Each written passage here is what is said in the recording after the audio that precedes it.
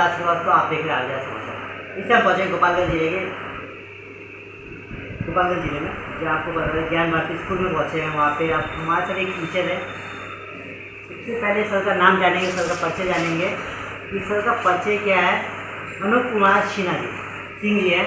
उनसे हम जानेंगे कि सर आपका विद्यालय में अनुमान और जो आपकी सबसे बड़ी बात है कि सर का कहना है जो यहाँ के मैथमेटिक्स है उसमें सर सबसे वो है। सर क्या बताएं, हम सर से खुद उनका परिचय जानते हैं, उसके पीछे हम बातचीत करेंगे बाद में। सर अपना परिचय दीजिए। सबसे पहले आपका हमारे चैनल में स्वागत है।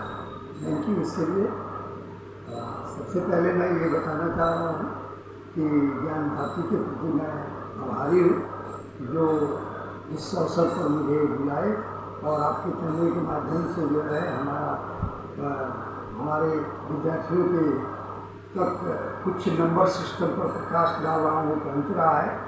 सबसे पहले हम देखेंगे कि 35 वर्ष के एक विशाल समय का अनुभव मेरे पास है, जिसमें 4000 से ऊपर वैज्ञानिकों से हमने मुलाकात की, उनका इंटरव्यू लिया और ये प्राप्त किया कि किन किन जगहों पर गणित से बच्चे भागते हैं, कतराते हैं। उसकी पहली स्टेज जो आती है वह पहाड़ा में आती है। बार बार जो पहाड़ा हटाया जाता है उससे बच्चों को गणित से विरक्ति हो जाती है। उसके लिखने के लिए एक तरीका है जो मेरे अपने गणित में विद्यमान है। केवल 2, 3, 4 का पहाड़ा बच्चे याद करके अनगिनत तक के संख्याओं को पहाड़ा को लिख सकते हैं। अगली जो संख्या आती है गणित की, वह जो कैरी वाला हासिल वाला जोड़ होता है, वहाँ से बच्चे परेशान होते हैं। उसके बाद सिस्टम आती है जहाँ भाग देने की प्रक्रिया है, तो प्रायः बच्चे गलती करते हैं उस जगह पर जहाँ पहली संख्या जो है वो कट जाती है एग्जैक्ट और दूसरी संख्या जो है वो विभाजक से कम हो जाती है। सर हम बात करते हैं सबसे पहले मैथ बिंदु पे सवाल उठाते हैं कि सर बिंदु का अर्थ क्या होता है, बिंदु के क्या क्या वो होता है? बिंदु 2 अर्थ में है। एक बिंदु हम रेखागणित से लेते हैं और एक बिंदु हम दशमलव के लिए लेते हैं। जो रेखागणित से बिंदु है उसकी वो अपरिभाषित है, वो परिभाषा एग्जैक्ट नहीं दिया जा सकता है, लेकिन जब उसको दशमलव में बदलते हैं तो उसमें जो कोई भी सामान या वस्तु है उसको जब हम 1 से कम में डिवाइड करते हैं तब दशमलव का प्रयोग करते हैं। जैसे एक सामान को जो एक सीधा सीधी है उसको अगर 10 बराबर भागों में बांटे तो 1/10 होगा। अगर 100 बराबर भागों में बांटे तो 1/100 होगा। अगर 1000 भागों में बांटे तो 1/1000 होगा।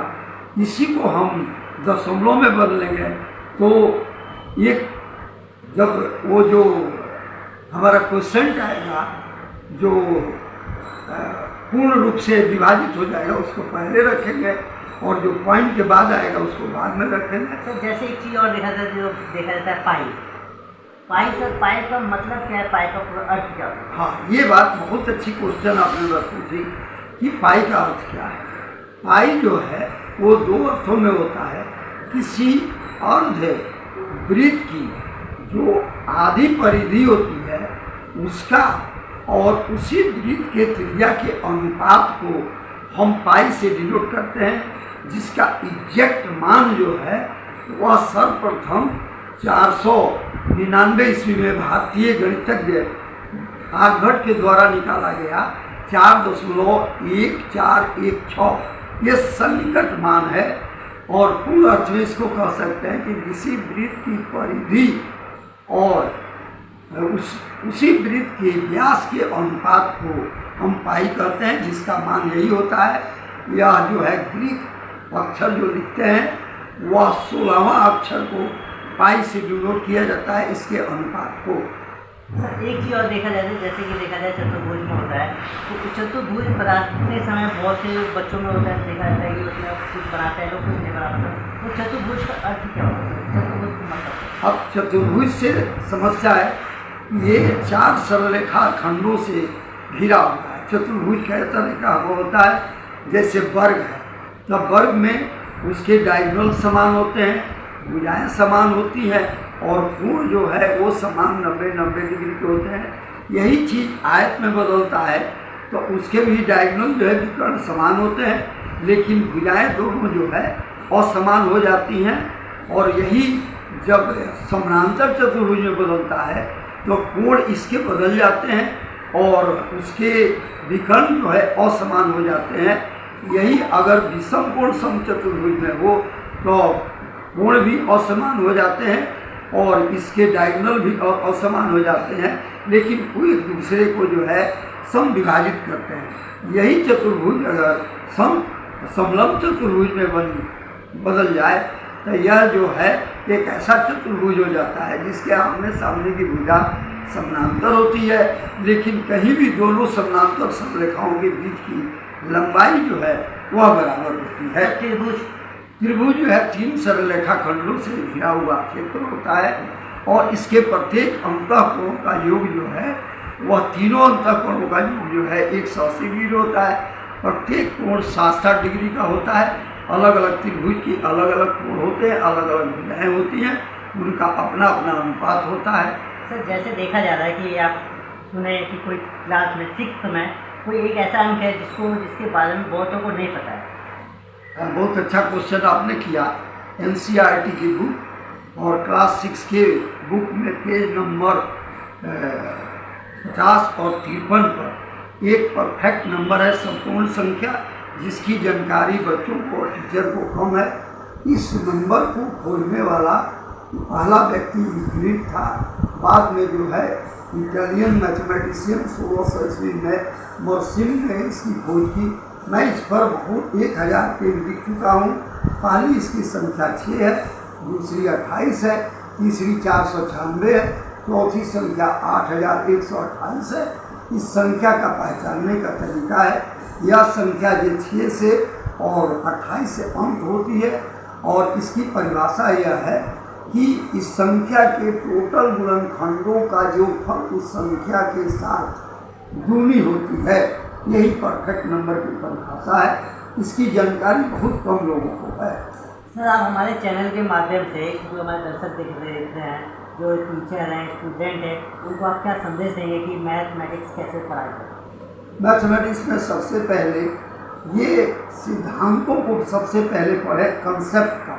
जैसे उसमें आप 10th क्लास में देखेंगे कि मूलभूत सिद्धांत दिया हुआ है कि the fundamental theory of arithmetic. ये सारे जितने भाज्य संख्याएं हैं वो अभाज्य गुणनखंडों में आते हैं।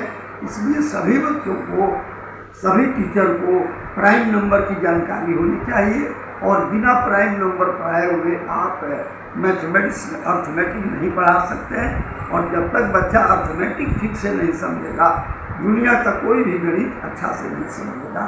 इसलिए नंबर सिस्टम को हाईली एडवांस मैथमेटिक्स कहा गया है। इस पर जो है हमारे देश के आर्यभट्ट ने भी विचार किया था। इस देश के महान सुविख्यात गणितज्ञ रामानुजम भी यही विषय था। उसमें एक ऐसे सिस्टम को विकसित किए थे जो हाईली कंपोजिट नाम से, उनके नाम से विख्यात है। उनका एक नंबर भी है 1729 जो रामानुजम नाम के संख्या से विख्यात है। और यह नंबर हार्डी रामानुजम संख्या इसलिए कहलाता है कि हार्डी उनके गुरु थे और इससे संख्या को दोनों मिलकर विकसित किए थे। हालांकि मूल रूप से यह संख्या भारत में ही रामानुजम के द्वारा विकसित की गई थी, जिस संख्या को 2 तरह के खंड के जोड़फलों में हम व्यक्त कर सकते हैं। जैसे कि सर ने बताया, डॉक्टर अनूप कुमार सिंह जी द्वारा बताया गया कि जो मैथमेटिक्स होता है उसको किस तरह से पढ़ा जाए कि बच्चे और स्टूडेंट, जब तक टीचर बच्चों को मैथमेटिक्स ढंग से नहीं पढ़ाएंगे तब तक किसी बच्चे चाहे कहीं भी पढ़ जाए उनको मैथमेटिक्स नहीं आता है। सबसे बड़ी बात होती है, जो हमारे मैथमेटिक्स के गुरु हैं वो बता रहे हैं कि जो भी मैथ होता है उसको पढ़े, हर चीज़ एक एक बिंदु पे मेन सबसे बात होती है, सबसे बड़ी चीज़ होती है बिंदु पे ध्यान देना। और उसको पढ़ने के लिए आपको सबसे पहले हर एक बिंदु पे सबसे कड़ी नज़र रखनी चाहिए। बिंदु पे क्या है, कौन सा बिंदु किस जगह पे लगना चाहिए, किस बिंदु क्या अर्थ होता है, सब बिंदु को जानना चाहिए। और हम सर से भी बाद में नेक्स्ट एपिसोड में बातचीत करेंगे, उसमें और कुछ जानेंगे। आप देख रहे हैं आज समाचार 10 से 10।